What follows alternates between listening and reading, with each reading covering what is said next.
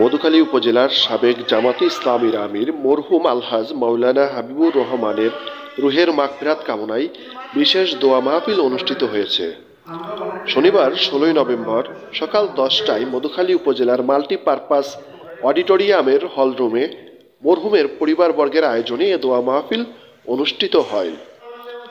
মরহুম সাবেক জামাতে ইসলামীর আমির মাওলানা হাবিবুর রহমানের বড় ভাই সাবেক সোনালী ব্যাংকের সিনিয়র অফিসার ফজলুর রহমানের সভাপতিত্বে ও মরহুমের ছোট ছেলে ইঞ্জিনিয়ার মারেফাত আলীর সঞ্চালনায় প্রধান অতিথি হিসেবে উপস্থিত ছিলেন বাংলাদেশ জামাতে ইসলামের কেন্দ্রীয় মজলিসের শূরা সদস্য ও বৃহত্তর ফরিদপুর অঞ্চল সহকারী প্রফেসর আব্দুল তাওয়াব।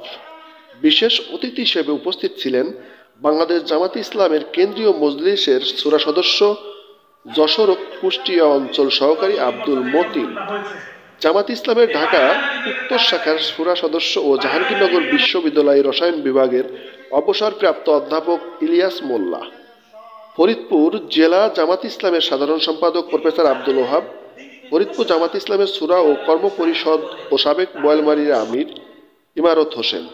এ সময় অন্যান্যদের মধ্যে উপস্থিত ছিলেন মধুখালী উপজেলা জামাতে ইসলামীর আমির মাওলানা আলিমুজ্জামান, বোয়ালমারী উপজেলা জামাতে ইসলামীর আমির শহীদুল ইসলাম, বোয়ালমারী জামাতে ইসলামীর পৌর আমির সৈয়দ নিয়ামুল হাসান, মধুখালী পৌর জামাতে ইসলামীর আমির মাওলানা রিজাউল ইসলাম।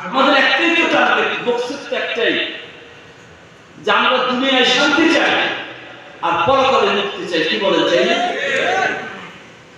মহান রব্বুল আলামিন স্বৈর শাসন উৎখাত করে দিয়ে এই ফ্যাসিস্ট সরকারকে সরাই দিয়ে দেশের বাইরে পাঠাই দিয়ে আমাদের জনগণকে মুক্ত করেছেন। 18 কোটি মানুষ মুক্ত হয়েছে, যে কারণে আজকে বৈঠক করতে পারতেছে। যে কিনা এটা আল্লাহর ইচ্ছা না? আল্লাহর ইচ্ছা। আর ওই ছাত্র আন্দোলন নিয়ামক শক্তি,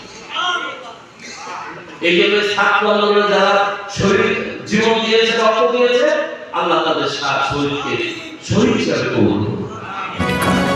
FTV 24 অনলাইন চ্যানেল ফরিদপুর।